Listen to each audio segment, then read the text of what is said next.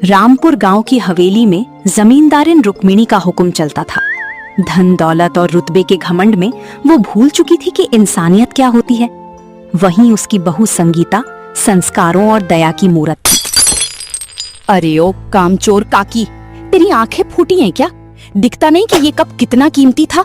विदेश से मंगवाया था मैंने। तेरी 2 महीने की तनख्वाह भी कम पड़ेगी इसकी भरपाई में। लगता है हराम का खा खाकर तेरे पर निकल आए हैं। माफ कर दीजिए हुजूर, उम्र हो गई है, हाथ कांप गए। आइंदा ऐसी गलती नहीं होगी। मेरी तनख्वाह मत काटिए, मेरे घर में चूल्हा नहीं जलेगा। माँ जी, आप इतनी सी बात पर काकी पर इतना अत्याचार क्यों कर रही हैं? कांच और मिट्टी की चीजें तो टूटने के लिए ही बनी होती हैं, पर अगर किसी गरीब का दिल टूट जाए तो उसकी आह लगती है। काकी तो आपकी इस घर की सालों से निस्वार्थ सेवा कर रही हैं, उनसे अनजाने में भूल हुई है। तू मुझे इंसानियत का पाठ मत पढ़ा संगीता, अपनी हद में रहना सीख। ये जमींदारों का घराना है, यहाँ नौकरों को पैरों की जूती की तरह रखा जाता है, सिर पर नहीं बिठाया जाता। अगर तूने दोबारा मेरे फैसलों के बीच में अपनी जुबान चलाई तो याद रखना, इस घर में तेरी जगह भी नौकरों से बेहतर नहीं रहेगी। रुक्मिणी का घमंड दिन ब दिन बढ़ता ही जा रहा था। उसका बेटा अमर व्यापार के काम से शहर गया हुआ था और पीछे से रुक्मिणी संगीता को नीचा दिखाने का कोई मौका हाथ से जाने नहीं देती थी। संगीता, जब से तू इस घर में आई है, मैं देख रही हूँ कि तू हमेशा मेरी बात काटती है। अमर तो मेरा बेटा है, पर तू हमेशा मुझे नीचा दिखाने की ताक में रहती है। आज सच सच बता, तेरी नजर में मेरी और मेरे बेटे अमर की क्या कीमत है? माँ, कीमत चीजों की होती है, अपनों के मान सम्मान की नहीं। अगर आप मेरी सच्ची भावना पूछना चाहती हैं, तो मेरे लिए आप और अमर दोनों बहुत मायने रखते हैं। आप दोनों की कीमत मेरे लिए ठीक वैसी ही है जैसे कितना भी अच्छा खाना बना लो, बिना नमक के उसका कुछ स्वाद नहीं। उसी प्रकार मेरा जीवन आप दोनों के बिना व्यर्थ है। क्या कहा तूने? नमक? कौड़ियों के भाव बिकने वाला सफेद नमक? तेरी इतनी हिम्मत कि तू मेरी तुलना उस मुट्ठी भर नमक से करे जो बाजार में मुफ्त के भाव मिलता है। आज तूने साबित कर दिया कि तू इस घर की कोई इज्जत नहीं करती। माँ, मेरी पूरी बात तो सुन लीजिए। बिना नमक के तो 5 स्टार होटल का खाना भी। बस एक शब्द और नहीं। मुझे अपनी झूठी बातों से फुसलाने की कोशिश मत कर। तू सिर्फ अमर के पैसों पर ऐश कर रही है और मन ही मन मुझे तुच्छ समझती है। अगली ही सुबह नियति ने रुक्मिणी के अहंकार की परीक्षा लेने का जाल बुना। हवेली के मुख्य द्वार पर उगे एक छोटी सी नन्ही पौधे को लेकर संगीता और रुक्मिणी के बीच बहस छिड़ गई और वही मामूली बहस एक शर्त में बदल गई। ये देख संगीता, गेट के ठीक पास जामुन का पौधा उगाया है। लोग यहाँ रुकेंगे तो गंदगी फैलेगी। इसे अभी उखड़वा कर फेंकवाती हूँ। माँ, एक बार ठहरिए, आप जरा गौर से देखिए। इसके पत्ते लंबे और खट्टी स्वाद वाले हैं। ये जामुन का नहीं, आम का पौधा है। बड़ा होकर ये सबको छाया और मीठे फल देगा। तू फिर अपनी जिद पर अड़ गई। मुझे पौधों की पहचान तुझसे कहीं ज्यादा है। मैं कह रही हूँ ना कि ये जामुन का पौधा है तो ये जामुन का ही है। आज तेरे इस घमंड का अंत होकर रहेगा।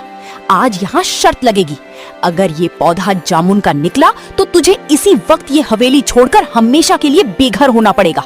और अगर तेरी बात सच निकली और ये आम का पौधा हुआ तो मैं अपनी इस बेइज्जती को बर्दाश्त नहीं करूंगी। इसी वक्त गांव की नदी में कूदकर अपनी जान दे दूंगी। रुक्मिणी के मुंह से नदी में कूदने की बात सुनते ही संगीता का कलेजा कांप उठा। वो जानती थी कि उसकी सास अपने अहंकार में इतनी अंधी है कि सच सामने आने पर सचमुच नदी में कूद जाएगी। अब संगीता के सामने धर्म संकट था। सच बोलकर सास की जान खतरे में डाली या झूठ बोलकर खुद बेघर हो जाए। माँ, मुझे माफ कर दीजिए। मैंने ध्यान से देखा और चखा, ये जामुन का ही पौधा है। मैं अपनी हार स्वीकार करती हूँ। देखा, आखिर तेरी बोलती बंद हो ही गई।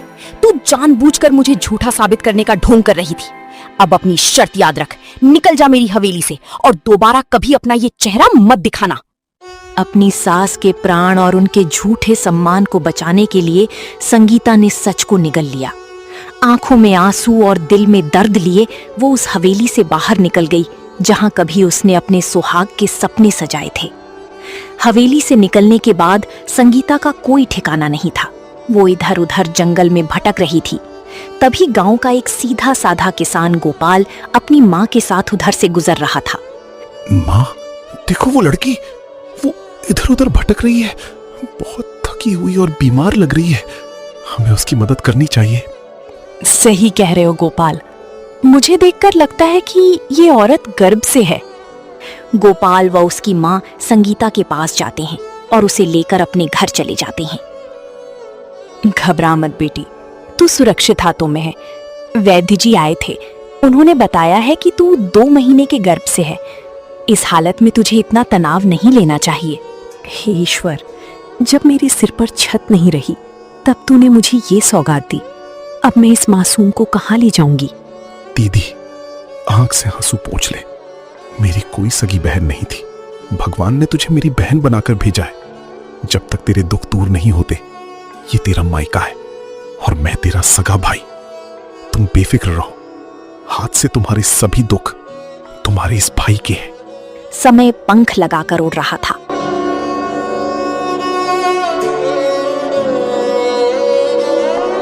संगीता ने एक सुंदर से बालक को जन्म दिया था, जिसका नाम रखा गया चीकू। गोपाल केवल मामा नहीं, बल्कि उस बच्चे के लिए पिता का साया भी बन गया था।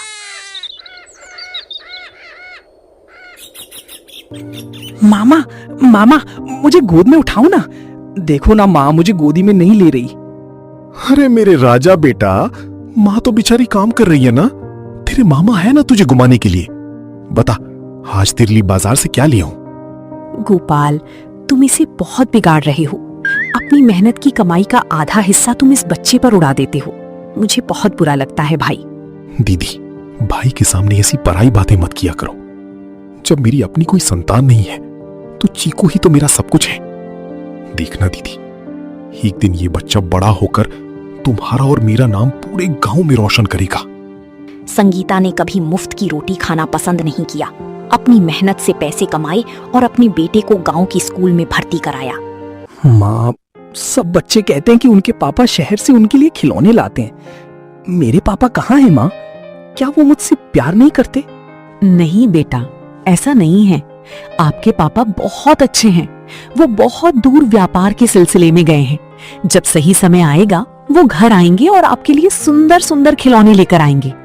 दीदी, हमर भैया बहुत अच्छे इंसान थे, लेकिन जमींदारी माजी के अहंकार ने सब बर्बाद कर दिया। क्या तुम कभी उस हवेली में वापस नहीं जाओगी? गोपाल, जिस घर से मुझे कुलक्षणी और झूठी कहकर निकाला गया हो, वहां मैं अपना स्वाभिमान बेचकर कभी नहीं जाऊंगी। भगवान जब न्याय करेंगे तभी मेरी सच्चाई सामने आएगी। और आखिरकार संगीता का कहा एक एक शब्द सच साबित हुआ। उधर हवेली में समय का चक्र घूम चुका था। वो छोटा सा पौधा अब एक विशाल और हरा भरा पेड़ बन चुका था।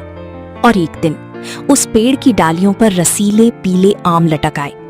ये क्या हो गया? इस पर तो आम लगे हैं। हे भगवान, इसका मतलब उस दिन संगीता सच कह रही थी। उसने मेरी जान बचाने के लिए मुझे नदी में कूदने से रोकने के लिए खुद पर झूठ का दाग लिया और बेघर हो गई। मैं कैसी पापी माँ हूँ। तभी अमर व्यापार से कई सालों बाद लौटता है और अपनी माँ को रोते हुए देखता है। माँ, आप जमीन पर बैठकर ऐसे बिलख क्यों रही हैं? और मेरी संगीता कहाँ है? इतने सालों में उसका कोई पत्र क्यों नहीं आया? रुक्मिणी अमर को पूरी बात बताती है। अमर, मुझे मार डाल बेटा। मैंने अपने घमंड के चक्कर में उस देवी जैसी बहू को घर से निकाल दिया, जिसने मेरी जान बचाने के लिए अपना सब कुछ दांव पर लगा दिया। मुझे मेरी संगीता के पास ले चल अमर, वरना मैं तड़प तड़प कर मर जाऊंगी। पछतावे की आग में जल रही रुक्मिणी और अमर गांव-गांव भटककर संगीता को खोजने लगे और आखिरकार पड़ोसी गांव में नियति ने उन्हें फिर से आमने सामने ला खड़ा किया। चीकू उधर खेल रहा होता है। माँ, जरा इस बच्चे को देखो, ये बिल्कुल मेरी बचपन की तस्वीर जैसा दिखता है। रुक्मिणी अपनी बहू संगीता को देख लेती हैं। संगीता, मेरी बहू? माँ, आप? रुकिए अमर बाबू, आगे मत बढ़िए। जब आपकी माँ ने मेरी दीदी को बेघर किया था, तब आपकी दया कहाँ सोई थी? मेरी दीदी ने अकेले इस बच्चे को पाला है। अब मैं उन्हें दोबारा उस नर्क में नहीं जाने दूंगा। तूने मेरी जान बचाने के लिए खुद को बेघर कर लिया। रुक्मिणी का सारा अहंकार आंसुओं की धारा में बह गया। माँ, आप रोना बंद कीजिए। आप मेरी माँ समान हैं और माँ से कभी औलाद नाराज नहीं होती। बहू, उस दिन तूने कहा था कि हम खाने में नमक की तरह हैं। उस नमक का असली मतलब मुझे आज समझ आया। माँ, जैसे 5 स्टार होटल का कितना भी महंगा और स्वादिष्ट खाना क्यों ना हो, अगर उसमें चुटकी भर नमक ना हो तो वो बेस्वाद और बेकार हो जाता है। ठीक वैसे ही आपकी और अमर के बिना मेरी ये जिंदगी बेस्वाद थी। गोपाल भाई, तुमने मेरी पत्नी और बच्चे को आसरा देकर एक सच्चे भाई का फर्ज निभाया है। मैं आपका ये एहसान कभी नहीं भूलूंगा। जीजा जी, बस मेरी बहन को हमेशा खुश रखिएगा। मेरे लिए यही सबसे बड़ा नजराना है। अहंकार हमेशा इंसानों और रिश्तों को तोड़ता है, लेकिन सच्चा प्रेम, सहनशीलता और त्याग बिखरे हुए परिवार को फिर से एक कर देता है।